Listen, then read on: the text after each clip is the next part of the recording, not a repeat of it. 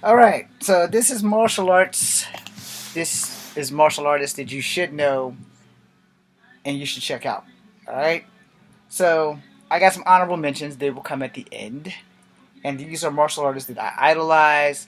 And let me tell you who's not on the list. And for those martial artists that are not on the list, please don't take this personally. You are as good as you are, but there's a reason why you're not on the list. And it's mostly probably what people are going to chalk up to me being jealous, but I'm not jealous. It's just it. The only difference between me and a lot of these guys is opportunity has fallen at their doorstep, and opportunity has slammed the door in my face for 19 years. Okay, I'm just kidding. I like these guys that are not on the list, and the only reason you're not on the list is because these are guys that I want people to actually check out because they're already checking you guys out. So the guys that aren't on the list is one of my heroes, Mark Dacascos for Only the Strong. I haven't met Scott Adkins. I seen maybe one or two of his movies with Van Damme, which is why Van Damme isn't on the list. Seagal's definitely not on the list. Uh, Jackie's not on the list. Jet Li's not on the list. Tony Jaa's not on the list. There's a lot of people who aren't on the list who are great martial artists. Russell Wong's not on the list, and y'all don't really count him as a martial artist, but he's actually a pretty good martial artist, even though he started as a Soul Train dancer. Anyway, the reason why they're not on the list is because they have made it successfully and have not been forgotten. The guys I'm going to mention have made it successfully, but seem to have been forgotten just a little bit. My number one idol that I just put on the list should have been there, but he's successful and he's still making it, and his name is Sammo Hung. I put him back on the list because of the fact that I should have had him on the list because he's one of my idols, one of my heroes, and I wanted to be in the show with him, and it never happened. But anyway, so um, we're gonna start off with Billy Blanks because Billy Blanks came a long way, went through some stuff, and he had admitted that he couldn't read very well or at all, but he knew martial arts pretty good, and became a champion, etc. And a lot of people forget about Billy Blanks, except for the only thing they really remember him for is Tai Bo. But him and Bolo made a few movies together, and they were great movies, and you should check out Billy Blanks, and you should check out Bolo Yangi. And now that I got that out my system, I can scratch through Bolo, Sammo, and Billy. Alright, now we're going to go deeper into older martial artists who were big time, or at least direct to video, and a lot of you guys don't know who they are, but you've been sleeping on them. You've been sleeping on them really good, and they're really great martial artists, and you should check them out. And Hollywood has not so much rejected them as just not letting them get the golden ring. No, not the silver ring, not the golden ring. They got the brass ring, but they didn't get the golden and the silver ring, and I think that they have been underlooked, and it's not fair. Minus the fact that Sammo, Billy, and Bolo have had big time movie success and even bigger success over in Asia, but in America, a lot of these guys have been given the shaft. Alright? Um, I will add a certain person into my honorable mentions. You think he's more of an actor than a martial artist, but I'm gonna put him on there. His name's Michael Dudikoff, American Ninja. And the black guy, I can't remember his name, but it was something James. I think it was Stephen James. So they will definitely be on my honorable mentions. Yeah, because American Ninja series was pretty good. Alright, so let's begin with the guys that I want you guys to check out and stop sleeping on them. One of the best guys that you should see in a movie called Pt2 is Richard Norton. He's a great martial artist. He's one of the first Europeans to introduce the world to the Sai, Raphael's weapon. And, he was great. In his movie Pt2, he also played in some movies with Cynthia Rothrock. So you should definitely check out some of her stuff so that you can see Richard Norton in them. But he's best known to me from Pt2. And then he's made other movies, but Pt2 was the one that got him over the threshold for me, revolving doors of, I like this guy, And Richard Norton is a true badass, It's just one of those guys that you can look at and he's like, yeah, he looks like he's going to really mess somebody up. Another guy, Olivier Gruner. Olivier Gruner made a movie called Automatic, and if you have not seen it, then you should see it. He also made a movie called Savant, French fighting with the feet. And in that also starred one of those guys from 90210, whose name I can't remember, but it was a good movie, it was a western, and you should check it out. Olivier Gruner is like 6'2", and I was sure hoping that if Scott Adkins didn't get Batman, that Olivier Gruner would get Batman because he's about the same age as Ben Affleck. And like I said, he's gotten the brass ring, but Hollywood has never given him the golden nugget, the golden ring, the golden ticket, or the silver anything. But this dude is a straight badass. And if anybody could play Batman better than Ben Affleck, it's Olivier Gruner. No offense, Scott Adkins. I know you're tall and everything, and I know you're a good martial artist, but Olivier Gruner would be a much better Batman. And then they actually got somebody that's not Scott Adkins and not Olivier Gruner. I have no idea if that guy even knows martial arts, but if I had to choose between the three of them, I have no bad will towards Scott Adkins. I prefer Olivier Gruner. He looks like he would be the best Batman ever since Michael Keaton. Alright? That's just my personal opinion. If you guys don't like Michael Keaton, you guys can kiss my butt. But I think Olivier Gruner would have been a great Batman, and it would have gave him that golden nugget that Hollywood just keeps keeping him from reaching. Alright? Then we're going to go into Chuck Jeffries, because Chuck Jeffries and Gary Daniels made this badass movie about this guy who was going around killing all these kung fu champions, or martial arts champions. He's beating the hell out of them. I wish I could remember the name of that movie, and you guys got to find it and let me know what it is, and check it out. But Chuck Jeffries is one of the second most famous black guys, and there's a reason why Michael Jai White's not on the list, because, you know, Chuck Jeffries is just as good, if not better, than Michael J. White. Jai White, excuse me. I'm not trying to start any internet problems with him, but Chuck Jeffries has been well overlooked as a martial artist and an actor. And the same thing can be said for Billy Blanks, because they both have been well overlooked, and Michael Jai White just popped up on top. Like dynamite. Dynamite. Dynamite. I do love Michael Jai White, but like I said, you know, he's still Omega relevant, where Billy Blanks and Tybo is not, and Chuck Jeffries never got the opportunities that Michael Jai White has, or Billy Blanks.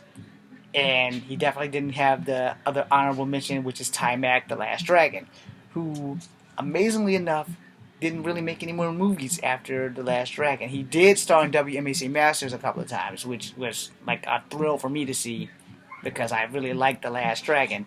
So, you know, he did do other work. It's just like, God damn it, the guy from Enter the Dragon that died. Why can't I think of his name right now? Because he was going to be on my honorable mentions list. Black Belt Jones. That's not his real name, but that guy. He did a lot of stuff too, and he just did not get the recognition that he got. Black Belt Jones and the other one that he did. I just can't remember his damn name. And I know his name because he's like one of my idols. Jim Kelly is his damn name. Gotta put that there. Okay, moving on. Gary Daniels, one of the best, hands down, one of the best. Him and Ray Park look like they can be brothers, so if you see what Ray Park looks like, if him and Gary Daniels got together and made a Double Dragon movie, that shit would be off the fucking chain.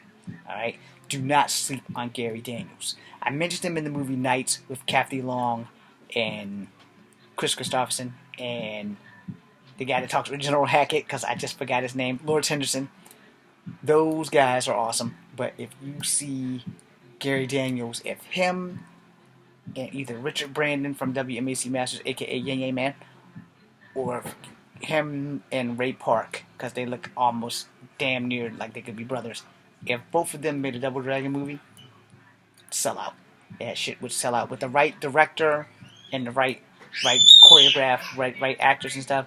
It'd be great. No disrespect to Scott Wolf. No disrespect to my boy Mark Dacascos for their version of Double Dragon. No disrespect to Van Damme for Double Impact, which is based on Double Dragon. But Gary Daniels and Ray Park would be the ultimate Billy and Jimmy Lee if they made a movie today with that shit. Now, and if I was the director, I'd have to have them there. I'm coming. Gordon Liu is on my honorable mentions, so we're going to start my honorable mentions after we do one of my favorite and who should be like top dog in martial art movies right now. But again, Hollywood has its choice picks. It has its favorites and it has its choice picks. But I know for a fact that if this guy would either be on Warrior or would be given what he needs, he would be top dog. Because if anybody could touch the level of martial arts that Bruce Lee would do, and no, I'm not kissing your butt, Larry. Larry Lamb, aka Warlock from the WMAC Masters, is a badass.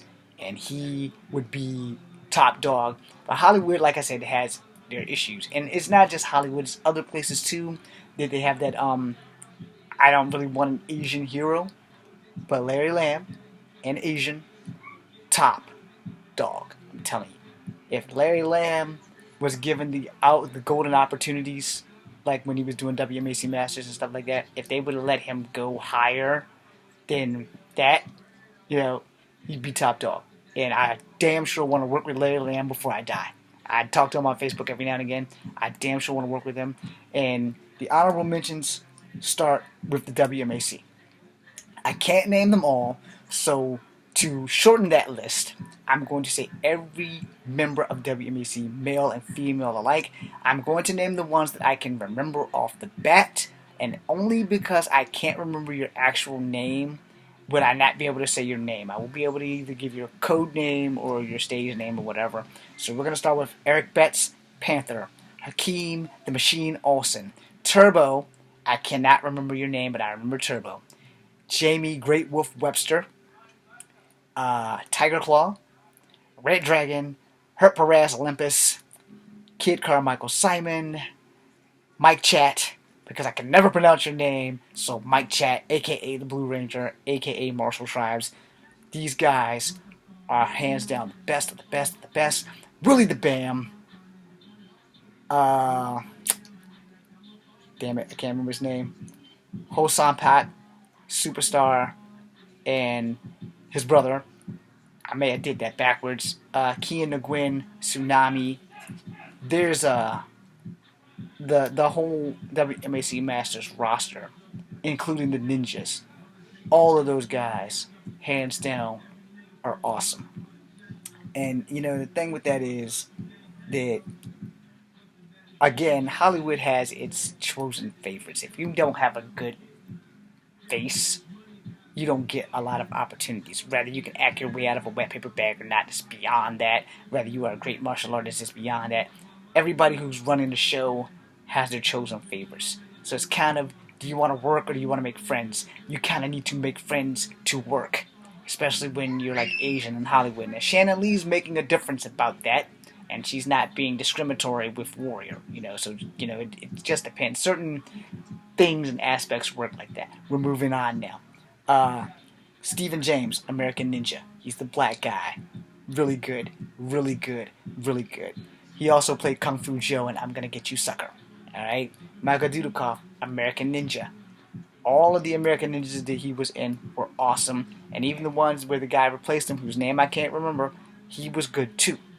So you have to think about these people and you have to search them up and you have to look for them. And the honorable mention of all honorable mentions, in the era of Bruce Lee, one of the first and the best black martial artists to step foot on the earth and the silver screen, Jim Kelly. Please go look for these guys. Please look them up. And remember, most importantly, if they make a different Batman and they get rid of the guy they have, bide for Olivier Gruner. Because he is one of the best of the best. Now I hope that one day everybody gets to see me and it doesn't take another 19 years to be discovered because I'll probably be dead. But I hope that the guys I named look at me and say, damn, that guy right there had potential to do stuff. And he just didn't get the golden ring, the brass ring, or the silver ring when it came to making movies and stuff. So I'm not giving up. But I want someone to be able to remember me and say that I was one of those guys that I just mentioned. Because all of those guys, including the people not on this list, which would be the ones I named at the beginning, you know, but like I said, there's a reason why they're not on the list, you know. It's nothing personal. I love them all. It's just that these are the guys that I idolized the most. When WMAC Masters came out, I was like between 19 and 20. I didn't know how to get in touch with the people to get on the show. Because I really wanted to be on the show. I really wanted to borrow some of these guys' outfits, and I really wanted to have battles, especially with Jamie Webster because he was Native American. I'm part Native American. I wanted to battle Tiger Claw because I really wanted to learn Shaolin Ryu. I really wanted to borrow a battle with Kid Carmichael Simon. I really wanted to battle Yin Yang Man because Without him, I would have never known about the monkey stick. And I was pretty good with a bow, but, this guy's a fucking ace. So, everybody that I named and everybody that I didn't name are all aces. And I don't want to knock them off their pedestal. I just want my pedestal right beside them. So as we all reach for the golden ring that was Bruce Lee, who wasn't really discovered till after his death, and to his son, this is why we do this. We love martial arts. And martial arts is my life, so as I close out, I can try to do this without crying. When I joined the Army because I really had nothing else to live for. However, the Army took all I had from me that I had left to live for, because martial arts has never let me down. It has never let me down. And I will definitely make another video about that. But for now, you need to go and check out all these martial artists, all of them. Even the ones that are not on the list that I didn't mention, and especially the WMAC, because there's a lot of them and I couldn't go through. I didn't get to add in All American. I only seen like one of his fights though. So, and Dragon Belts, rock on. Be seeing ya.